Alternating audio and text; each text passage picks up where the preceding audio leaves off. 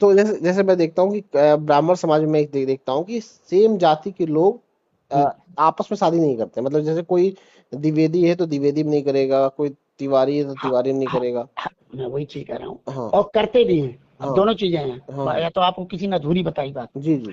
करते भी हैं। अच्छा। जैसे द्विवेदी द्विवेदी में भी करेगा, हुँ, लेकिन हुँ। अगर उसका गोत्र अलग होगा, हाँ। दो चीजें होती हैं। जी, जी। गोत्र सेम नहीं होना चाहिए। Okay, okay. गोत्र है, प्रवर है, हाँ, हाँ। ये ऐसी चीजें हैं बहुत सारी, उस 9 चीजें हैं उसमें। Okay, okay. वेद है, उपवेद है, हुँ, हुँ। और शाखा है, हुँ, सूत्र हुँ। है, प्रवर है, हुँ, हुँ। शिखा है, पाद है, ये इस तरह की 9 चीजें हैं उसके अंदर। हुँ, हुँ। तो वो उनको बचा के विवाह करती हैं। ओके। जैसे मान लीजिए कोई 2 ब 2 ब एक एक परिवार के 2 बालक हैं।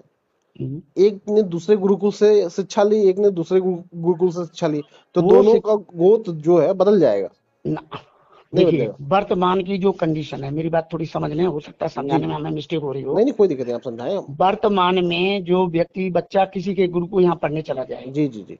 इससे कोई लेना देना उसका नहीं है। ओके। जो प्राचीन से चला आ रहा है उसका गोत्र घर में, अच्छा, कि अच्छा। भारद्वाज है, कौशिक तो है, वत्स है। ये जो प्राचीन गोत्र जो मिला है कब से आ रहा है? मतलब कितना पुराना आ रहा है?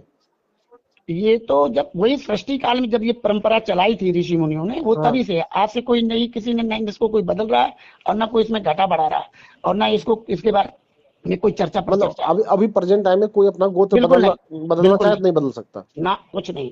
वो अपना गोत्र कोई अपना शिष्य बनाता है वर्तमान में। हाँ, कोई मान लीजिए संत हो गया, हाँ, अब संत हो गया, अब मान लीजिए जो संत होगा, जिस संत के यहाँ वो उसने उसके दीक्षा ली, हाँ, तो अब वो जब उसका शिष्य बनेगा, हाँ। तो वो अपना गोत्र देगा, उसके ओके। माता पिता का छूट जाएगा हाँ। जब वो सन्यासी होगा। जी, तो वही कह रहे हैं, वही कह वो रहे हैं, मान लीजिए कोई कोई एक परिवार के 2 बच्चे हैं और हाँ, दो बच्चे।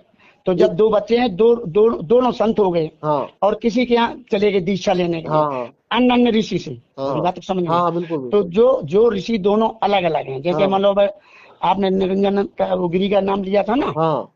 तो जैसे गिरी के यहाँ जो हाँ, व्यक्ति, कैलाश गिरी क्या?